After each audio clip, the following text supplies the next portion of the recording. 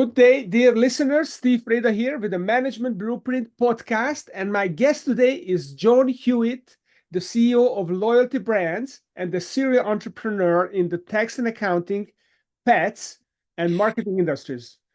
John, welcome to the show. My pleasure. Thanks for having me. Well, I'm excited to have you. You're a very seasoned entrepreneur and you started billion-dollar companies. And I'm really curious, why does one become a serial entrepreneur in the first place? Well, simplistically, you become a serial entrepreneur if two things. Number one is if you're an entrepreneur at heart. Secondly, then you sell your first business. Then you go on to the second business. So the reason I'm a serial entrepreneur is I sold my first entrepreneurial start. And actually, most people think of my start at Jackson Hewitt. But actually, when I built Jackson Hewitt Tax Service, it became a billion-dollar company. But actually, I started in 1981 when my dad and I developed the first tax software for an Apple computer. And when we couldn't sell it, we couldn't find anyone to buy it, then we had to look for our second company. And we found a company here in Virginia Beach called Mel Jackson Tax Service. We bought 6 offices from his widow, and we grew it to today it's 6,000 offices, 23rd largest retail franchise chain in the country. And along the way, we sold it. And so now I had to start. Now I'm beginning to be a serial entrepreneur because now I started Liberty Tax. And again, I built Liberty Tax to be a $500 million company and with 4,000 locations and sold that. Many people my age would retire and relax. And I think most people would. But to me, that seems ridiculous. I'm at the pinnacle of my knowledge and experience and wisdom.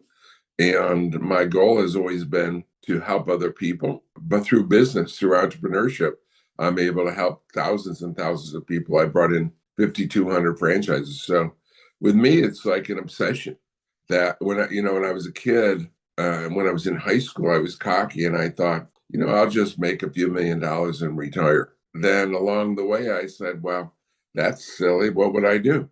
I'm a life master bridge player and a master chess player, and I play, but those aren't as much fun as what I do every day, and that's pay it forward and changing people's lives. I've helped develop 1,000 millionaires, and my 5,200 franchises had over 100,000 employees. The joy is in the journey. And if you're an entrepreneurial spirit, then you're a serial entrepreneur, as long as you have more than one company. Yeah. Love it. The joy is in the journey. That's a great alliteration as well. So what does it take for a franchisee to be successful? I was always wondering about this because in my mind, a franchisee starts with an advantage and a disadvantage. So the advantage is that they got a ready-made system that they just have to execute on. The disadvantage is they're going to lose 3, 4, 5, 6% of their net profit that they kind of hand over to the franchisor. So how does that work out, and what is the secret, and how do you actually scale a franchise business if it's even possible? Acquiring a franchise is cheaper than starting it from scratch, and even ongoing. And it's hard to understand because it looks like you're sharing your profits with another organization. But actually, because of things like this, your customers come in because they've heard of you, because they've used services of one of your other sites around the country. For example, when I was at H&R Block, and today, 1 out of every 7 customers comes in just because they were at H&R Block somewhere else in the country. And so if I live in Virginia Beach and I move to Washington, D.C., or to Los Angeles or to Miami, and I was happy using H&R Block, then I find another H&R Block. Because we're a national organization, because you're a chain, you get more credibility. And so actually you charge more. And so even those two things make up for the percentage you're paying. You make more money because of the referrals, of the fact that people are just coming to you. You get extra employees and so forth. So if you have a high quality franchise, if you're a McDonald's if you're a Dairy Queen, if you're a Wendy's, you're going to get your money's worth just in the name brand.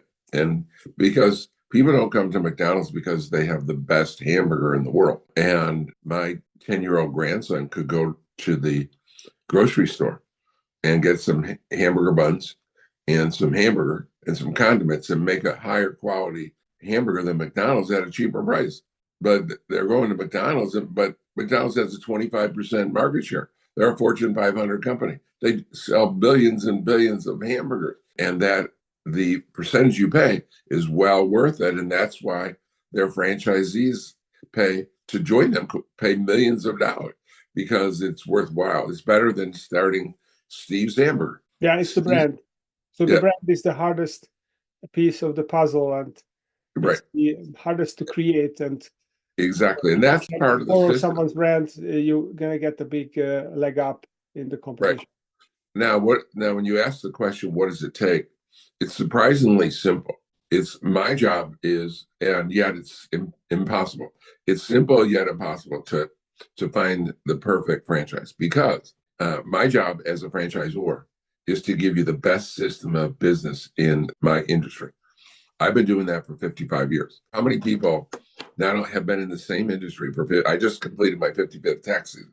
So how many people have done the same thing for 55 years? And then I've done it with the top 4 firms. I did 12 years with H&R Block. I did 15 years with Jackson Hewitt. I did 20 years with Liberty. And now I've done 5 years with ATAX. In all of those times, I was always the fastest growing. So there's a coincidence there. If when I was at H&R Block, you're the fastest growing. And when I'm at Jackson Hewitt, they were fastest growing. When I was at Liberty, they were fastest growing. And now with ATAX, we're fastest growing. There's a coincidence there. So I've done my job. I've created the best system. I've created the unique top, and it's objective, not subjective. It's not we offer better service, because if you call the CEO of H&R Block, he'd say, and said, who offers the best service? He'd say H&R Block.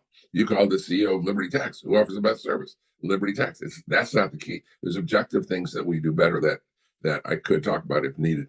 But so your job, Steve, if you become my franchise, your job, it doesn't matter how smart you are. It doesn't matter how educated you are. It doesn't matter how experienced you are. What matters is I give you a recipe. I give you a formula. I give you a system. Your job is to implement that system in your area. So that's your job. Now, you would think with 55 years of experience, I don't know, I would guess, Steve, that you've never been in the income tax industry. Half of the people that join us have never been in the industry for 55 minutes. And yet, out of the 5,200 people I brought into my franchisors, not one has listened 100%. Zero. It may be difficult to understand that, conceptualize that. But if you have children, you understand it, right? If you have a pet, if you have a dog or a cat, you understand it. People can't follow it. No one can follow systems. No one can do what they're supposed to do. The winners, the successful, listen 98 or 99%. They're able to put aside, sometimes you're going to think you know better. And the winners, 98 or 99%, put aside what they believe and do it our way. But the losers, I've had 1,000 millionaires, and I've had 1,000 people go out of business. The ones that go out of business listen less than 90%. So if I've been doing this 55 years, and I said that during these 7 days, between the last 7 days of April, tax season, instead of being open at 9 a.m. in the morning, change your hours to 7 a.m. because it's so busy. You'll improve your business, and it's proven. We have offices that do it and don't do it. The offices that do it do 10% better than the offices that don't do it. And so it's absolutely proven across the country, across the United States, across Canada, and yet only half of the franchisees expand their hours. That simple little thing, that's a differentiator. That's better than our competitor.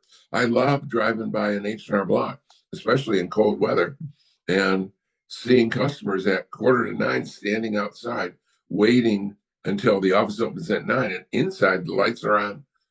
The tax preparers are sitting there working away on their computer, but they're like a bank. They don't open till 9 a.m. Well, what do you think our franchisees do? They're hungry. They outwork, they out hustle, and they outperform the company employee over at H&R Block. So it's a simple differentiator. that's a consumer advantage, customer advantage, is just expand your hours. So long story, but it comes down to one thing: how much you're going to listen. Yeah, love it. Okay, so that's a great segue, and actually, I want to talk to you more about competition as well, because I sense even in this discussion that you're a hyper competitive individual, and you've written a book about it. I guess I should have mentioned it in the introduction that you're the author of I Compete, but we'll get to that. So the segue here is listening, and you talk about a concept, the CEO disease, and you have a three-step framework to avoid the CEO disease. So tell us what the CEO disease is, and then what are your three steps to avoid it? Well, I invented this. I think I have about 30 novel philosophies. And I invented the CEO disease phrase from watching, I watched two things. Tom Block, the CEO of H&R Block, the son of Henry Block, the founder. H&R Block was founded by Henry and Richard Block. That's where the H&R came in. Richard left the business quickly, and so it was run by Henry. And then it was taken over by his son, Tom Block. And he left in 1995, April 9th of 1995. And subsequently, they've had in those 30 years, they've had a dozen CEOs. So they last an average of 2.5 years. And then after I left Jackson Hewitt in 1997 season, that's been 27 years. They've also had 12 CEOs. And I just left Liberty Tax 5 years ago, and they've had 5 CEOs. So I watched them come in, and to me, it's unbelievable. And I'm sure this happened. And now that our new company at Loyalty Brands, we've helped over 30 different brands. So I see this everywhere, that somehow, some way, and I don't know what happens, but when someone becomes CEO, all of a sudden they act like they know everything. Now, out of all those CEOs I mentioned in the tax industry, out of those 29 CEOs, only 2 of them knew anything about the tax business. But they come in and they make changes. And in fact, one CEO said to me, the dumbest thing, he's probably deceased, but 1998, I met with the CEO of H&R Block. And he said, the first time and only time I met with this particular CEO, I met with half of them, the dozen that have been, including Tom Block and Henry Block. But I met with him, and he said, John, my goal before I leave H&R Block is to find something to do with these offices the rest of the year, because they're sitting vacant for 8 or 9 months, and we're only busy for 3 months. So it's obvious we have all this office space. So I said to myself, that's the dumbest thing I've ever heard. And because he had CEO disease, he had come from the airline industry, never been in a tax office in his life, and he came from the airline industry. His last 15 years were with U.S. Air. But now, why is that a dumb thing? It sounds like a smart thing, but the reason it's dumb, Steve, is that, do you think you're the first guy that ever thought of this? Do you think that's like John Hewitt and Tom Block and hundreds of thousands of taxpayers haven't said, well, there must be something we could do the rest of the year with this empty office? Do you think this is a unique, great idea that never occurred to us? And then, but way worse, Frank, way worse. And is that, do you think we haven't tried everything we could think of? We've tried everything. At Liberty Tax, I had a franchise in Alberta. The husband had a pet store and the wife had a Liberty store, and they're both in the same site. So you walked in, and over there on the other side, there's dogs barking, and there's all kinds of animals and pet food and so forth. And on this side, there's a tax office. When I started, one of my first offices that I supported as a franchise, they had a towel and bath store. So at H&R Block back 50 years ago. So you would have to walk through the towel and bath to get to the H&R Block in the back. Mm-hmm. So we've tried everything. And so the CEO comes in and he thinks his ideas are novel, right? And without having the experience of knowing that it's tried and failed. And so that's CEO disease to me. When I join another industry, I sit down with the franchisees and listen, right? And I pick out the best franchisees and say, how can we improve? then we decide how we're going to improve, what we're going to do now and what we're going to do sometime in the future. And I don't have the audacity or the ego or the crazy, it's just crazy to have CEO disease, to think that I know all the answers, that I'm going to come into your industry and teach you. I'm going to come in with these novel, fresh ideas that no one in the industry's ever thought of.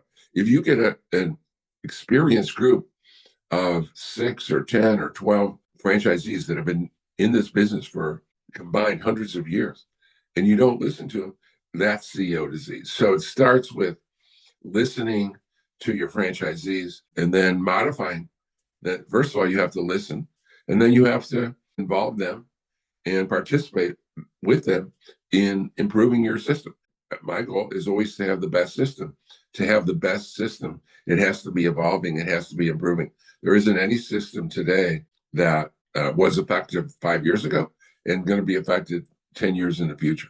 You have to have a commitment to improvement.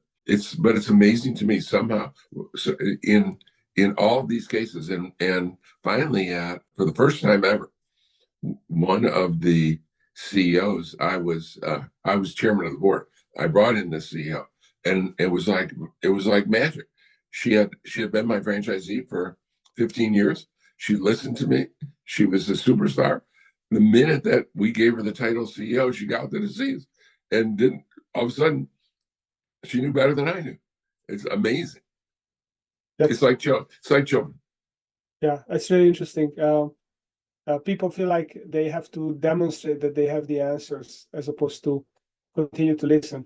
I guess that's probably afflicting more the hired hand CEOs than the owner operators, because the owners don't have anything to prove to anyone because they are the business, so they can afford to be very humble, perhaps, or they feel like they are not. I don't know, but that's fascinating thing.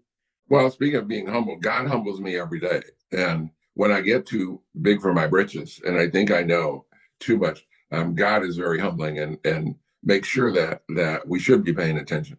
Each of those people have failed in their efforts. And for example, the CEO, he brought in accounting, so they became the fifth largest accounting in the country. They bought in the mortgage business. They were top 5 mortgage business in the country. They bought a financial services firm like a Charles Schwab, only discount. Fail, fail, fail. And it took them a while to fail, but they all failed. All of his ideas failed. Took 10 to 20 years, but they all failed. So John, you mentioned the pet store next to the HR block. So you actually happen to have you are invested in the pet business as well. So is this a combination that actually works to combine a tax and accounting prep, real estate with a pet store, which is all year round, or it was just an example? That was an example, and to make it simple, that happened started in about 2004, and not only does it not exist anymore, that store, and it was in a mall. I've never seen it since. So no, that's not a great combination. But yes, one of our, if as a business, one of our new franchises, which is working incredibly well. I just love the pet industry, is mobile pet grooming. So our new Zoom and Groomin pet, our vehicles are, and is fastest growing out of our 8 companies. Love the industry, love pets. It's amazing how much people will spend on their pets. Yeah, and it sounds like it's a low cost entry for a franchisee, so it's probably an easy one to get into as well. So before we wrap up, I'd like to ask you about your book, I Compete. So I wonder, why did you decide to write this book, and what is the principal message? I understand there are 30 systems that you discussed there, but what is your principal message? What do you want to tell the world with this book?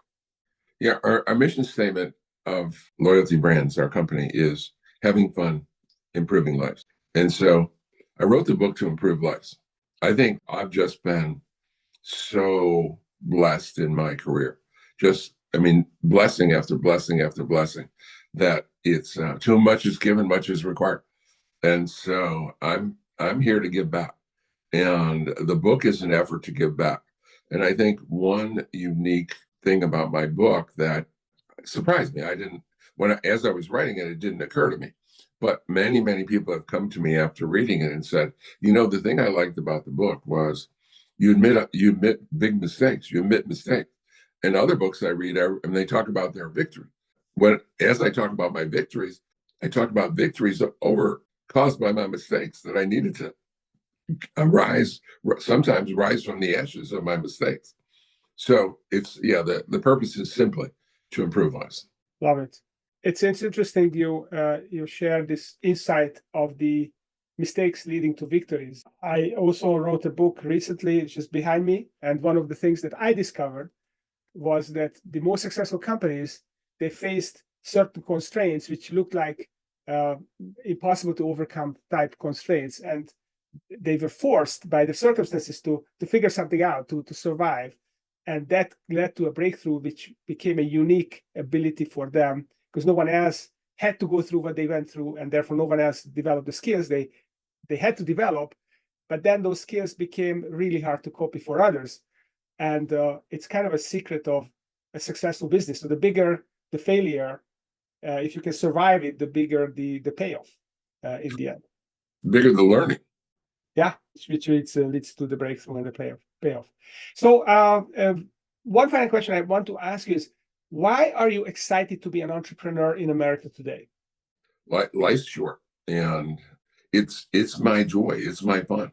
And if I wasn't changing lives, it would be a waste. It wouldn't be fun, right? I don't do it for money. I mean, you may if you do well in business, you're always going to have money, but I do it to change people's lives. And I think I mentioned earlier that I just thought I'd get rich and retire, but there's no joy in that. I'm not a guy that can sit on a beach, ride a golf cart all day, or go out fishing and enjoy it. I enjoy changing people's lives, and so it's my joy. It's that simple. And I don't know how to change. Preachers. I've sat in lots of churches and listened to preachers, and they talk about preaching and changing people's lives through talking. But that's not my skill set. My skill set is mentoring, guiding people through business success. So I'm just using my skill set to the nth degree. That drives me. That every day I wake up happy. Every day I go to bed and go to sleep happy, and all the way in between I'm aggravated because as a CEO and businesses, you have. In my case, I have thousands of children. I think of them as children, whether they're employees or franchisees. I have thousands of people that are rebelling and arguing and fighting and threaten to sue me. And I have all kinds of issues, but it starts out with being grateful and then understanding that the way to appreciate is to give back. Love it. That's a great final word. So if people listen to this, they'd like to read your book, I Compete, where they find it available on Amazon, where they find the book, Yeah. and how can they reach out to you if they want to ask you a question or want to connect with you or your businesses? Yeah, it's a bestseller on Amazon. But if you just send me an email at loyaltybrands.com, john@loyaltybrands.com, I'll send you a book for free. Awesome. Yeah, well, you did send me a copy as well, so thank you.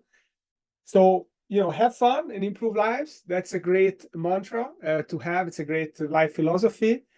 And you subscribe to the Bob Dylan quote as well of the definition of success. Wake up in the morning, go to bed at night, and do what you love to do in between. So awesome. Thank you for coming on the show.